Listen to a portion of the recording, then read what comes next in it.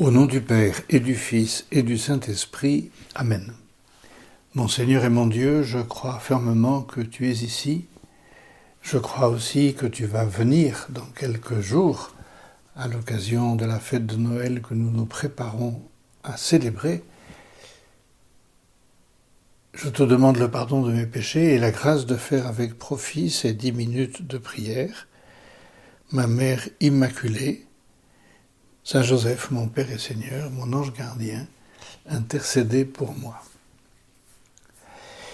Il y a une expérience un peu puérile, si l'on veut, que vous avez probablement faite, qui est, oui, un peu puérile, mais tellement agréable, qui consiste à obtenir quelque chose d'un peu spécial, une faveur, par exemple, ou même simplement un droit, mais un petit peu exceptionnel, grâce à un badge qui nous permet d'entrer là où d'autres n'entrent pas, avec une invitation personnalisée, un carton par exemple que l'on présente à l'entrée et qui nous permet de couper la queue que les gens font. Bref, quelque chose, ou peut-être même une personne qui nous introduit dans une ambiance, dans un bâtiment où le commun des mortels ne va habituellement pas, sauf avec une invitation. Si vous me permettez un petit souvenir personnel, lorsque Benoît XVI est venu à Paris, alors je ne me souviens plus exactement quelle année c'était, mais en tout cas il était venu à Paris, il avait été reçu à l'Élysée. À l'époque, un de mes amis travaillait à l'Élysée comme stagiaire, mais donc il avait, comme on dit, ses entrées. Et il m'avait téléphoné pour me dire « Est-ce que ça vous ferait plaisir d'assister à la venue de Benoît XVI à l'Élysée ?» Évidemment. Et donc il m'a donné rendez-vous par une porte latérale, rue de Marigny concrètement, où je suis entré simplement accompagné par lui, sans aucun badge, sans aucun papier, sans rien. Et je suis passé devant tous ceux qui étaient chargés de filtrer les gens, mais moi, je n'ai pas été filtré parce que j'ai accompagné de quelqu'un qui travaillait là et qui, par conséquent, devait être connu. Et c'est curieux comme, dans une situation pareille, on se sent bêtement supérieur. Je vous disais, c'est un peu puéril, mais la nature humaine est ainsi faite que, voilà, on se sent important, alors qu'on ne l'est pas. Le centurion dont il est question dans l'évangile que nous avons lu aujourd'hui à la messe était un officier. Centurion, c'est un officier qui commandait entre une centaine de personnes à peu près. Et cet homme avait par conséquent une certaine autorité, il avait comme une sorte de droit, et il vient trouver, enfin on aurait pu le penser en tout cas, qu'il allait trouver Jésus en tant que centurion, en tant qu'officier, en tant que représentant du pouvoir romain, et que par conséquent, à ce titre, le Seigneur allait écouter ce qu'il avait à lui demander. Et ce centurion, vient demander à Jésus de guérir son serviteur.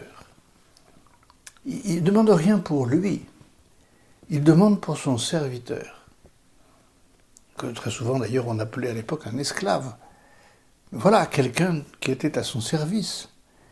Et c'est pour lui, c'est pas pour un autre, c'est pas pour lui-même, c'est pour son serviteur.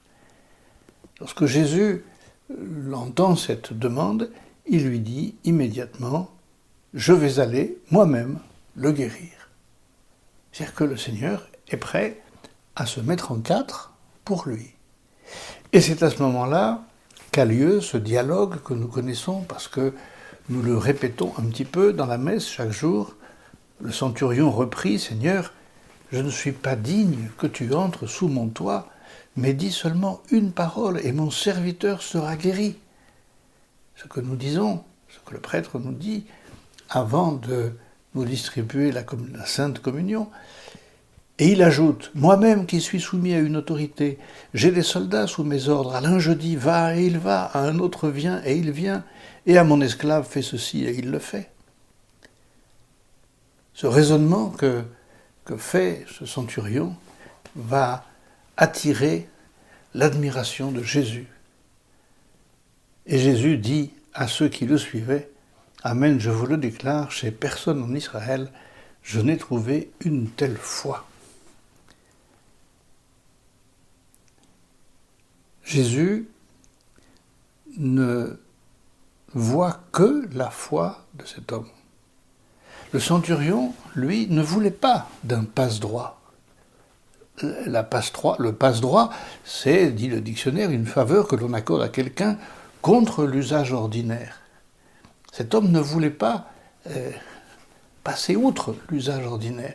Il se fait tout petit devant Jésus.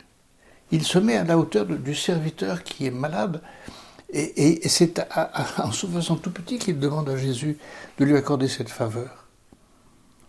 La réaction de Jésus est magnifique, et il loue la foi de cet homme.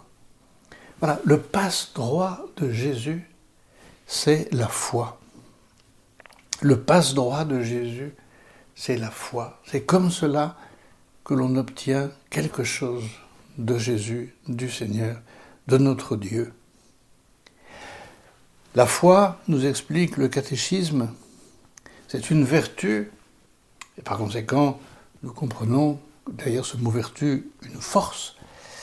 On pourrait presque dire une force par laquelle, appuyée sur l'autorité de Dieu même, nous croyons tout ce qu'il a révélé et qu'il nous propose de croire par son Église. Et tout ce qu'il nous a révélé, en particulier, c'est son pouvoir. Le pouvoir de nous emmener au ciel, le pouvoir de guérir nos maladies, le pouvoir de guérir nos péchés. La foi, pourrait-on dire, consiste à croire sans voir. Je crois parce que.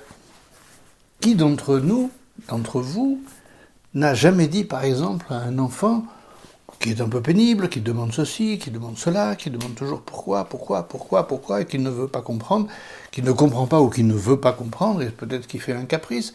Et alors on lui répond à un moment donné, quand il pose pour la énième fois la question « mais pourquoi ?» Et alors on lui répond sur un ton un peu sec « parce que ».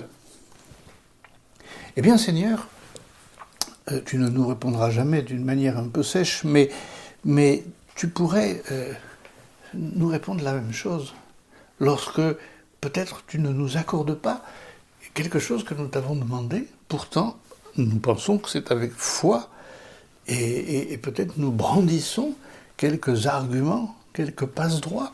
Et le Seigneur nous dit, non. Mais pourquoi ? Je ne sais pas, mais Seigneur, je sais que tu es la bonté même. Je sais, Seigneur, que tu es la toute-puissance même. Tu ne veux que notre bien. Seigneur, tu ne veux que mon bien. Alors j'ai confiance. Confiance, ce mot qui vient du latin « cum fide », avec foi. La confiance, c'est avoir la foi en Jésus. Alors ceci étant, le Seigneur nous a aussi donné une intelligence. Et par conséquent, il n'est pas interdit du tout, évidemment, de ne pas se contenter d'avoir la foi, mais aussi d'étudier notre foi, de lire ce que Dieu enseigne, ce que l'Église enseigne, d'étudier ce que Dieu enseigne et ce que l'Église enseigne. Et après avoir lu, après avoir étudié, de conclure, voilà, effectivement, je crois. Oui, mais je ne comprends pas tout. Et souvent, peut-être, nous disons ça, je ne comprends pas tout, c'est un peu mystérieux. On ne comprend pas tout souvent parce qu'on n'a rien lu. Est-ce qu'on peut demander souvent aux personnes, mais est-ce que tu as lu l'Évangile, est-ce que tu as lu le catéchisme, est-ce que tu as lu telle encyclique du pape ? Mais même si on ne l'avait pas lu, Seigneur, je sais que toi tu sais, que toi tu comprends qui je suis, tu comprends la nature humaine, et que tout ce que tu dessines, Seigneur, c'est pour notre bien, et pour celui de toute l'Église, comme on le dit, à la fin de l'offertoire, pour notre bien et celui de toute l'Église. Alors Seigneur, nous te demandons la même foi que ce centurion. Dis seulement une parole, la parole de ton évangile, la parole de l'Église, et je croirai. Et je crois de tout mon cœur, car je sais que tu ne veux que notre bien. Que la Vierge Marie, qui prépare aussi Noël, bien sûr, la naissance de son Fils, que la Vierge Marie nous aide à l'accueillir dans la vie de tous les jours. Je te remercie, mon Dieu, des bonnes résolutions, des actes d'amour et des inspirations que tu m'as communiquées dans cette méditation. Je te demande de m'aider à les mettre en pratique. Ma Mère Immaculée, Saint Joseph, mon Père et Seigneur, mon ange gardien, intercédez pour moi.